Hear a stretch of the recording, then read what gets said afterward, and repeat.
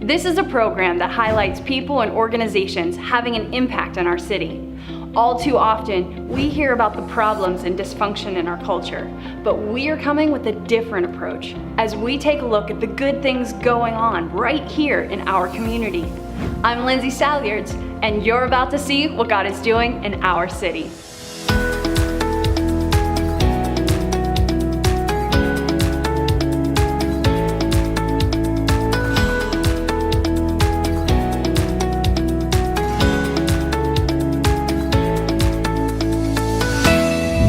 Reaching Out to Community Kids, also known as the R.O.C.K, is a weekly kids program offering a home-cooked meal, games, small groups, and a lot of fun. Join Teresa Miller with Joy in the City, True Stories.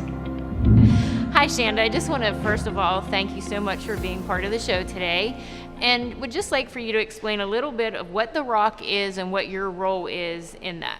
Okay, well thanks for having me.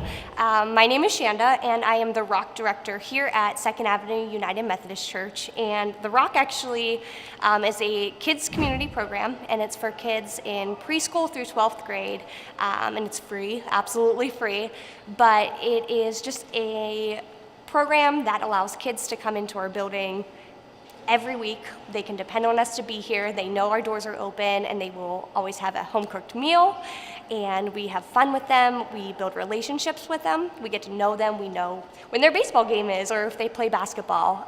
We just really take the time to invest in their lives, and that's what we kind of do. And when did the R.O.C.K become established? The R.O.C.K actually started about 26 years ago as of June. It started when the pastor of this church, 2nd Avenue United Methodist, they had Vacation Bible School during the summer, and they recognized that after the kids left that they never saw them again. And so they decided to try and come up with an idea of how they could get to know the kids in the community better, get to know their neighbors, and how they could meet any needs that the kids might have and the families might have. So basically, this got established to not only bring the kids in, but to track them after. Absolutely. Yes, we find that there are a lot of needs within our community, and every family has a different need. Some kids, they need a home-cooked meal. Some kids, they just need friends outside of school that live near them that they can get to know. Some need a trusted adult, someone who can invest in them, let them know that they are worthy and that they are loved and that they're special. And so each year, the R.O.C.K, the program, what we do looks a little different. We bring in outside resources so that the kids know what's available to them within the community, whether it's family services or the local police or fire departments. We just really try and first see what the needs of the community are and the families in our community, and then how we can meet those practically. Now explain to us exactly what your role is. So I am the director, so I oversee the program. I do like the scheduling, and I come up with crafts and games and activities. I'm responsible for having small group leaders and volunteers and kind of just preparing what the night looks like. So now in ministry, you always have to share a good story. It blows wind in everybody's sails. Sure. Okay, so just give us an example of a story that has been a great success story for you guys. Okay, so I love that the R.O.C.K has been around for 25 plus years, and I like to talk to my volunteers who have been here from the beginning. We have one woman, her name is Shirley Trindle, and she was here for the very first R.O.C.K, and she serves here today even. She's going to be here. But my favorite thing about her is the relationships that she's built with the kids. And there's one family who attends the R.O.C today that she taught the mother in her small group, led her in crafts and activities, and over the last 25 years, she has built a relationship with that family, and now the woman who she taught, Shirley taught, is bringing her kids, both kids, here to the R.O.C every week. They're here faithfully, and Shirley gets to invest in the lives of not only those kids now, the adult. So it's kind of awesome to see how it comes in full circle, that it doesn't just stop when the kids leave. It doesn't just stop when they grow up. Some of the kids come back to help. We have volunteers who come back after they've had grandkids or moved away, and they serve again. And it's just great to see the relationships and the lifelong intimacy that comes from that. We've heard from Shanda about some of the great experiences here each week. We thought we'd go straight to the source and get a few kids' perspectives on their favorite part of the R.O.C.K. My favorite thing about the R.O.C.K is like coming here at the beginning of the year and meeting new people and new friends. Gym, because I get to spend time with my friends and play sports. Friends, because I get to spend time with them. My favorite thing is that I get to spend time with my friends, and I get to go down to the gym with my friends, and I get to eat dinner.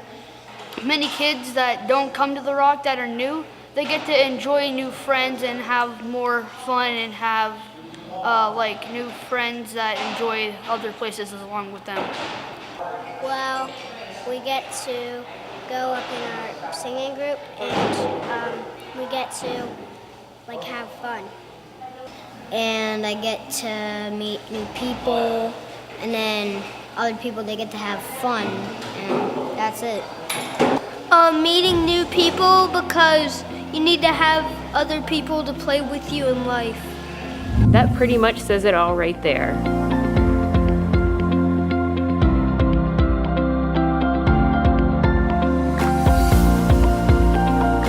My conversation with Shanda continues as we discuss how kids can get involved.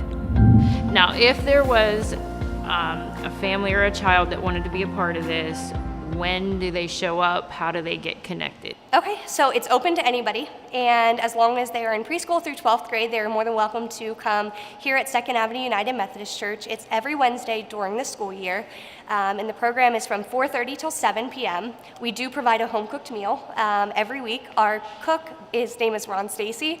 He has been cooking for the R.O.C.K for 11 years, and he makes sure to make a fruit, a vegetable, a hot meal, and he's great with just choosing different things like that. But next week we're going to have an ice cream sundae bar. We do a lot of fun things like that. So if they just come, knock on the door, we'll be here.